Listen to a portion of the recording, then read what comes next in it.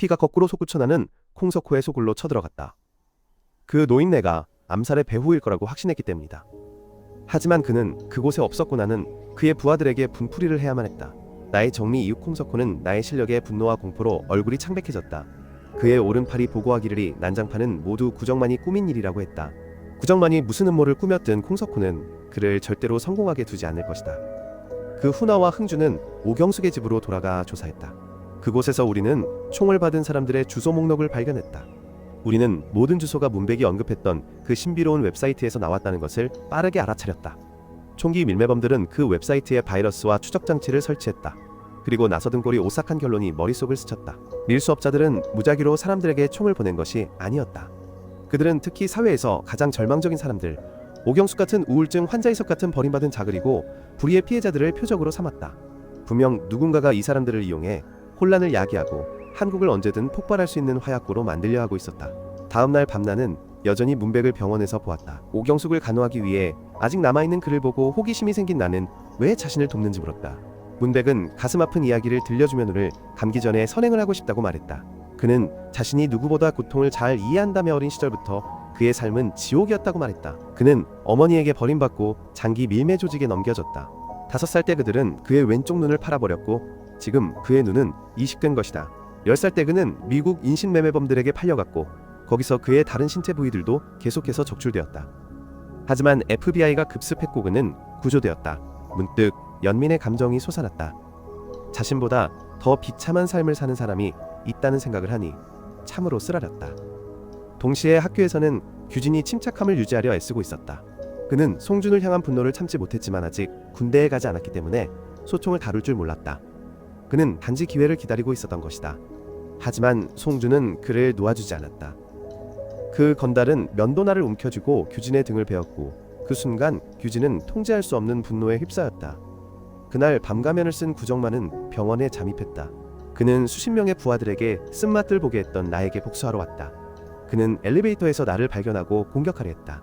하지만 문백이 나타나 제때 그를 막았다. 팽팽한 대치 상황이었지만 그 조폭은 물러날 수밖에 없었다. 상황이 정리된 후 문백과 나는 각자의 길을 갔다.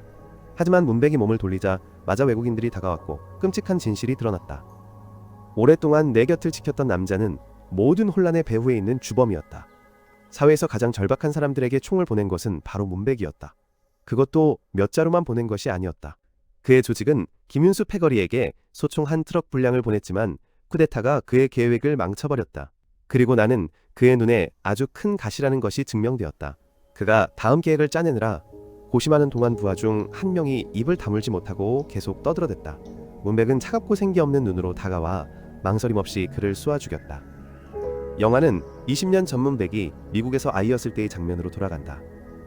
총기 밀매가 만연했고 갱단에 의해 길러진 소년인 그는 총과 탄약에 익숙했다. 자신의 내장을 훔친 갱단을 찾아 복수한 후 그는 제이크라는 무기 밀매상을 만났다. 제이크는 갱단 전체를 쓰러뜨릴 수 있는 아이에게 깊은 인상을 받아 그를 양자로 삼았다. 선물로 그는 도둑맞은 눈을 대체할 유리한 굴을 문백에게 주었다. 그것은 푸른색 렌즈가 있는 가짜 눈이었다. 그 푸른색은 나중에 그의 별명이 되었다. 블루 브라운. 제이크는 그 후 그를 무자비한 암살자이자 무기 밀매상으로 훈련시켰다. 수년 후 어른이 된 문백은 제이크에게 무료 총기 발사를 시작하도록 허락을 구했다. 목표는 혼란을 야기하고 총기 소지를 합법화하여 제이크가 합법적으로 무기를 판매할 수 있도록 하는 것이었다. 하지만 문백의 진정한 동기는 자신을 버린 나라에 대한 복수였다. 현재로 돌아와 공석호는 구정만에게 자신의 은신처로 소집했다. 그는 그의 배신을 간파하고 그에게 끔찍한 뺨 때리기를 선사했다. 그러나 구정만은 죽음으로써 충성을 맹세했다. 공석호는 믿는 척했지만 구정만이 사라지자마자 그는 그를 영원히 제거할 계획을 세우기 시작했다. 다음날 학교에서는 괴롭힘이 계속되었다. 송준은 점심시간에 규진을 여전히 괴롭혔지만 규진은 더 이상 두려워하지 않았다. 그는 단지 완벽한 순간을 기다리고 있었다. 자신의 괴롭힘을 보낼 줄 완벽한 순간을.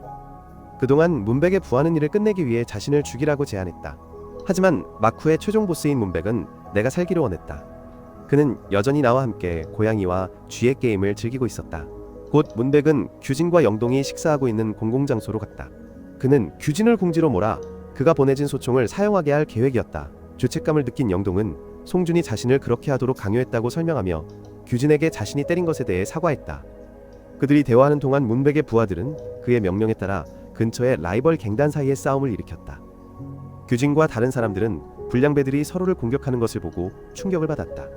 혼란이 절정에 달하자 문백은 공기총을 꺼내 불량배들을 쓰러뜨렸다. 규진은 완전히 놀랐다. 그는 이제 총이 다른 사람들을 돕는 유일한 방법이라고 믿게 되었. 고성준을 죽이면 모든 사람을 지옥에서 구할 수 있을 것이라고 생각했다. 그 생각으로 그는 문백에게 사격하는 법을 가르쳐달라고 애원했다.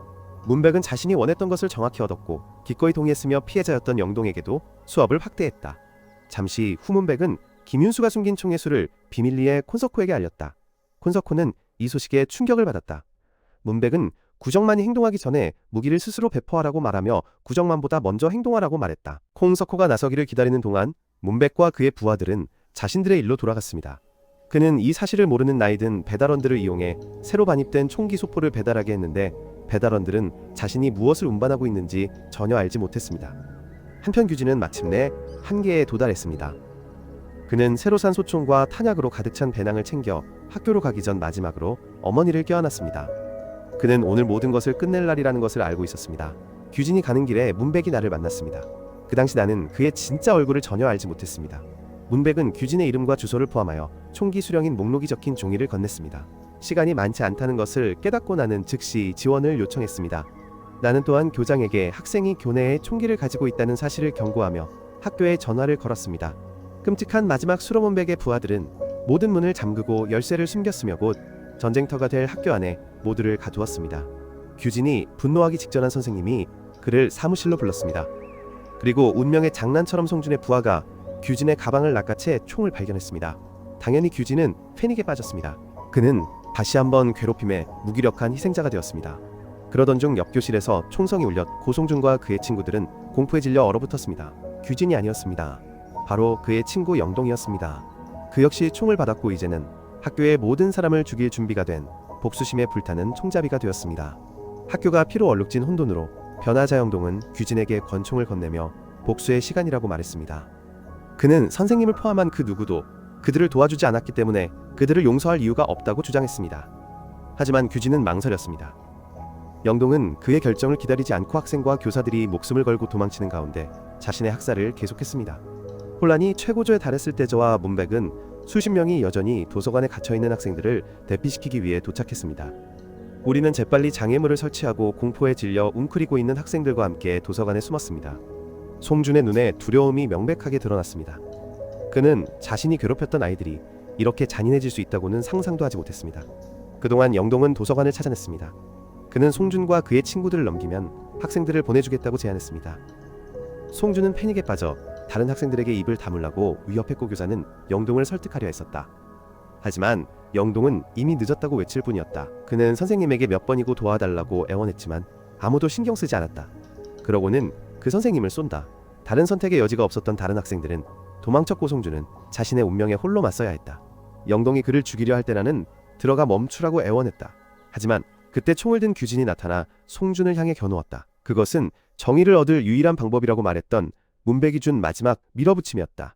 규진의 손이 떨렸다. 그는 방아쇠를 당기고 싶었지만 어머니를 실망시키는 것이 두려웠다. 나는 그의 내적인 갈등을 보았고 그에게 총을 내려놓으라고 애원하며 복수는 더 많은 고통으로 이어질 뿐이라고 말했다. 규진의 뺨을 타고 눈물이 흘렀고 그는 천천히 무기를 내렸다. 결국 그는 그것을 할 수 없었다. 규진과 영동은 체포되었지만 끌려가는 동안 규진은 씁쓸한 진실을 깨달았다. 너와 영동 피해자들은 범죄자로 취급받았. 고폭력범인 송준은 피해자로 여겨졌다. 멀리서 지켜보는 너의 어머니는 부서진 아들의 삶을 애통해하며 울 수밖에 없었다. 결국 나는 진짜 악마가 누구인지 깨달았다.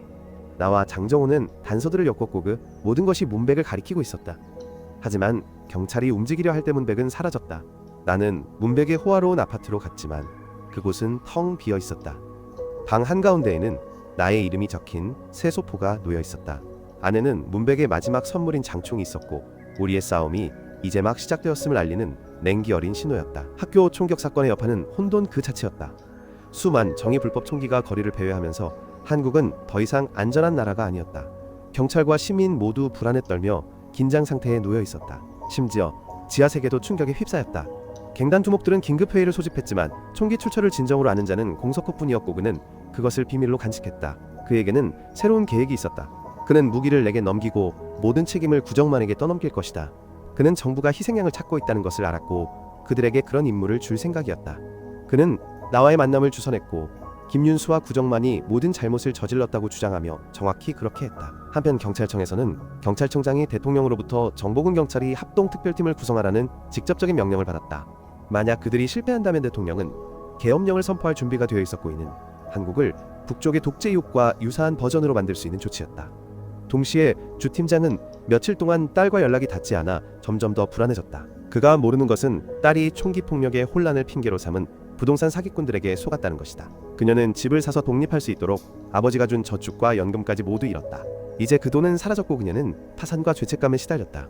도시의 다른 곳에서는 구정만과 김윤수가 다른 수령자들로부터 은밀히 총기를 수집했지만 그들은 콩석호를 공격할 완벽한 순간을 기다리고 있었다. 콩석호가 구정만에게 접근해 휴전과 협력 기회를 제안하며 쥐를 가지고 노는 고양이 같은 놀이가 절정에 달하고 있습니다. 물론 그것은 거짓말이었습니다. 콩석호는 나와 협력하고 있으며 구정만에게 김윤수의 손가락을 이용하여 그가 총기 사업에 대한 모든 정보를 담고 있는 그의 휴대폰에 접근하도록 만들고 싶어 했습니다. 하지만 구정만 역시 만만치 않았습니다. 그는 콩석호가 믿을 수 없는 족제비라는 것을 알고 있었고 그래서 그와 김윤수는 역습을 계획했습니다. 다음 날 구정만과 그의 부하들은 외딴 곳으로 가서 무덤을 파는 척했습니다. 그들은 콩석호의 부하들과 경찰이 감시하고 있다는 것을 알고 있었습니다. 연극 이후 그들은 콩석호의 갱단이 자주 가는 장소인 찜질방으로 갔습니다. 그들은 떠나서 김윤수의 손가락을 가능한 한 빨리 가져오라는 명령을 받았습니다. 본거지로 돌아온 콩석호는 구정만을 쏘고 경찰에 넘길 준비를 하며 총을 들고 기다리고 있었습니다. 하지만 그는 완전히 충격을 받았습니다. 나타난 사람은 구정만이 아니었습니다. 영원히 묻었다고 생각했던 김윤수였습니다. 콩석호는 큰 타격을 입었지만 즉시 총격전이 벌어졌기 때문에 이를 소화할 시간이 많지 않았습니다. 한편 구정만과 그의 부하들은 찜질방에 있었고 그곳에서 콩석호의 갱단원들을 한 명씩 처리했습니다. 그 후 그들은 아지트의 모든 돈과 귀중품을 털었고 순식간에 구정만은 한국 최대 범죄 조직의 두목이 되었다. 그는 부하들에게 그들의 충성과 근면에 대한 보상으로 돈을 나누어 주었다. 하지만 그의 시대는 오래가지 못할 것이었다. 경찰 특공대가 아지트를 급습하기 위해 오고 있었기 때문이다. 현주와 SWRT 팀이 마침내 문을 부수고 들어갔을 때 콩석호와 김윤수 모두 죽어 있었다. 하지만 구정만이 승자였고 이제 그는 왕이었다. 경찰이 그를 추적하고 있었고 최후의 대결이 임박했다. 총격전이 시작되었을 때 나는 저격총을 움켜쥐고 구정만을 사냥하러 나섰다. 구정만은 차를 타고 도망치려 했지만 나는 그를 놓아주지 않을 것이다. 나는 근처 건물의 옥상으로 올라가먼 거리에서 프로페셔널한 사격으로 그의 타이어를 쏘아 맞췄다. 구정만은 체포되었고 나는 갱단 간의 전쟁에 종지부를 찍었다. 하지만 구정만이 체포되면서 문백의 계획은 혼란에 빠졌다. 그는 경찰과 나를 속이기 위해 갱단 간의 전쟁에 의존하고 있었다. 그의 보스인 제이크가 압력을 가하고 있습니다. 임무가 실패하면 그의 사업은 CIA와 FBI에 의해 폭로될 수 있습니다. 그는 세상을 향해 총기를 밀반입할 새로운 방법을 찾아야 합니다. 이 모든 혼란 속에서 주 대위는 자신의 인생 최악의 소식을 받았습니다. 그의 딸이 죽었습니다. 그녀는 저축한 돈을 모두 잃은 것에 대한 수치심을 견디지 못하고 스스로 목숨을 끊었습니다. 주 대위는 딸이 새 출발을 할 수 있도록 집을 살 수 있게 하기 위해 전 재산을 주었지만 이제 모든 것이 물거품이 되었습니다. 딸의 생기 없는 시신을 본 주 대위는 무너져 내렸고 울음을 터뜨렸습니다. 사건에 휘말린 저는 스승이 그렇게 큰 고통을 겪고 있다는 사실을 전혀 몰랐습니다. 그날 밤 저는 군대의 옛 상관을 찾아가 문백을 추적하기 위한 무기와 정보를 간청했습니다. 저와 정보요원들은 이제 문백의 범죄 경력과 거대한 조직에 대해 완전히 인지하고 있습니다. 하지만 그는 항상 한 발 앞서 나갑니다. 그는 저격 사건을 촬영했던 바로 그 기자를 고용했고 새로운 총격 사건이 발생할 때마다 촬영하도록 엄청난 금액을 제안했습니다. 이후 그는 국내 모든 인터넷 연결을 해킹하여 섬뜩한 메시지를 보냈다. 대한민국은 이제 그의 것이다. 그는 마지막 메시지로 방송을 마쳤는데 그것은 저에게 도전하는 것이었고 주 팀장에게 총이 발송되었다고 말했다. 나는 즉시 패닉에 빠져 문백을 찾기 위해 요원들을 배치했고 저는 주 팀장의 집으로 달려갔다. 하지만 너무 늦었다. 주 팀장은 딸의 인생을 망친 사기꾼들을 찾았다. 그는 그들이 자신을 배후 세력 없는 외로운 경찰로 여기며 조롱했다. 하지만 주 팀장이 총을 꺼내 한 명을 쏘자 그들의 거만함은 순식간에 사라졌다. 죽음 앞에서 그들의 자기만족은 극도의 공포로 바뀌었다. 멀리서 문백의 기자가 이 폭력적인 사건을 전국에 생중계하며 전체 사건을 촬영하고 있었다. 주 팀장이 마지막 사기꾼을 죽이려 할 때 나는 달려들어 스승님께 멈추라고 애원했다. 감정이 북받쳐 목소리가 막혔지만 주 팀장에게 딸을 잃었지만이 양아들도 잃었다는 것을 상기시켰다. 나는 그에게 몇 년 전 어린이도에게 복수를 시도하지 말라고 말했던 그의 말을 상기시켰다. 그토록 중요한 가르침을 준 그 남자가 이제는 자신의 규칙을 어기려 하고 있었다. 주 대장은 내 말을 무시할 수 없어 결국 눈물을 터뜨렸다. 딸을 위해 정의를 어떻게 구현해야 할지 몰라 괴로워하고 있었다. 나에게 주 대장을 설득하여 방아쇠를 당기지 못하게 한 것에 분노한 문백이 마침내 모습을 드러냈다. 그는 저격용 소총을 들고 나에게 그리고 주 대장에게 사정없이 총알을 퍼부었다. 기습은 잔혹했다. 나는 여러 발의 총탄을 맞았고 주 대장은 양녀를 보호하려다 치명적인 총상을 입었다. 아버지의 쓰러지는 모습을 보고 분노가 치밀어 올라 나는 몸을 일으키려 했었다. 하지만 나는 너무 심하게 다쳤고 다시 총에 맞아 무력하게 누워 주 대장이 마지막 숨을 거두는 것을 지켜볼 수밖에 없었다. 이 비극을 만들어낸 문백은 내가 자신이 만들고 있는 세상을 똑똑히 보게 하기 위해 나를 피 흘리며 쓰러진 채로 내버려 두었다. 총을 가진 사람은 누구나 자신만의 방식으로 정의를 집행할 수 있는 세상. 그는 이어서 섬뜩한 메시지를 보냈다. 이번에는 아이들에게까지 더 많은 총을 보내겠다고 약속했다. 그날 이후 총은 한국에서 일상적인 삶의 일부가 되었다. 사람들은 총을 휴대하고 다녔고 유튜버들은 총 언박싱 영상을 만들기 시작했다. 전국은 거의 매일 총격 사건이 발생하는 혼란에 빠졌다. 정부는 절망에 빠져 계엄령 선포까지 고려했지만 대중들마저도 총기 금지를 요구하는 한쪽과 완전 합법화를 요구하는 다른 한쪽으로 나뉘어 있었다. 이 모든 상황 속에서 문백은 다음 권력 행보를 실행에 옮겼다. 그는 갱단 두목들의 비밀 회합에 참석하여 한 명을 쏘아 죽이며 섬뜩할 정도로 잔인한 권력 시위를 벌였다. 그러고는 권총 한 자루를 테이블에 던지며 자신은 그들 중 단 한 명만을 필요로 한다고 말했다. 나머지는 모두 죽을 것이라고. 공포에 질린 갱단 두목들은 총을 차지하기 위해 서로 다투었고 새로운 두목이 등장하자 문백은 부하들에게 나머지 두목들을 학살하라고 명령했다. 일주일 후 나는 마침내 혼수 상태에서 깨어났다. 문백이 약속한 대로 세상은 완전히 달라져 있었다. 의부사버지와 의부서머니 모두 세상을 떠나자 나에게 남은 것은 복수심뿐이었다. 그들의 장례를 치른 후정보원에게서 연락이 왔습니다. 그들은 국회의사당 앞에서 수천 명의 사람들이 시위를 벌이고 있다는 사실을 알아냈습니다. 나는 그것이 시한폭탄이라는 것을 알았습니다. 찬성론자들과 반대론자들이 한자리에 모여 총기 난사가 불가피했습니다. 나는 현장으로 달려갔고 곧 문백과 접촉했습니다. 우리는 근처 건물에서 만났습니다. 문백은 수십 명의 용병에게 둘러싸여 있었고 부상에서 회복 중이던 나는 목발을 짚고 있었습니다. 항상 능수능란하게 사람들을 조종했던 문백은 나와 협력을 제안했습니다. 그는 우리의 공통된 과거를 지적했습니다. 우리는 둘 다 어릴 때 버림받았고 둘 다 비극으로 인해 상처 입었습니다. 문백은 완전히 약하지 않았습니다. 그는 단지 약자에게 힘을 실어주고 스스로 정의를 찾을 수단을 제공하고 싶었습니다. 그는 총 한 자루가 있으면 방아쇠를 당기는 선택은 개인의 몫이라고 믿었지만 나에게는 회색지대가 없었습니다. 문백은 영웅이 아니었습니다. 그는 단지 복수심에 눈이 멀었던 남자였습니다. 나를 흔들 수 없다고 믿었던 문백은 즉시 그의 최후의 계획을 실행했습니다. 그는 총이 가득 실린 트럭을 몰고 시위 현장으로 와서 문을 활짝 열었고 시위대는 불나방처럼 달려들었다. 나는 혼란을 보고 트럭을 막기 위해 서둘러 달려갔지만 문백의 용병들이 기다리고 있었다. 나는 부상에도 불구하고 모두를 쓰러뜨렸지만 너무 늦었다. 이제 무장하고 경찰과 군대에 겁먹은 시위대는 혼란스러운 총격전을 시작했다. 그것은 잔인한 현실이었다. 총은 문백이 주장한 희망의 상징이 아니라 공포의 상징이었다. 혼란이 극에 달했을 때 문백이 연막탄을 터뜨리며 시위대가 맹목적으로 사격할 수 있도록 돕고 나타났다. 바로 그때 문백 자신도 빗나간 총알에 맞았지만 그는 움직이지 않았다. 그는 자신을 버린 나라에 공포를 심겠다는 야망을 이루었다. 그것은 그가 꿈꿔왔던 마지막 결심이었다. 대학살 속에서 나는 부모님이 총에 맞아 죽은 어린 소년을 보았다. 나는 소년에게 달려가 그를 껴안고 사방에서 날아오는 총알로부터 그를 보호했다. 그 영웅적인 행동은 기자 중 한 명이 촬영했고 영상이 생중계되면서 여론이 바뀌기 시작했습니다. 총기는 그들을 더 안전하게 만들지 못했습니다. 그것들은 그들을 산산조각 내고 있었습니다. 총격 사건이 잠잠해진 후 정부는 희생자들을 추모하는 행사를 열고 모든 사람에게 총기를 반납하도록 명령했습니다. 그동안 나를 촬영했던 그 기자는 자신의 입소문이 난 영상들로 승진했지만 매니저로서의 그의 새 직업은 오래가지 못했습니다. 첫날 그가 쓴 기사 때문에 인생이 망가진 한 여자가 그를 쏘았습니다. 인과응보가 실제로 존재하는 것 같습니다. 문백에 관해서는 그는 병원에서 혼수 상태에 빠져 있었지만 내가 그를 구했습니다. 나는 문백이 속한 어두운 조직의 실체를 파헤치고 싶었지만 문백의 상사인 제이크가 그를 처리하기 위해 보낸 암살자가 있었습니다.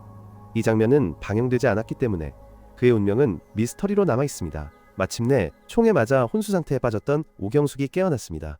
그리고 나는 마침내 가정을 갖게 되었고 내가 구했던 소년을 입양하여 폭력으로 황폐해진 세상에서 희망의 빛을 발견했습니다. 제 이야기는 여기까지입니다. 구독 버튼을 누르고 알림을 켜는 것을 잊지 마세요. 끝까지 시청해주셔서 감사합니다. 다음에 또 만나요.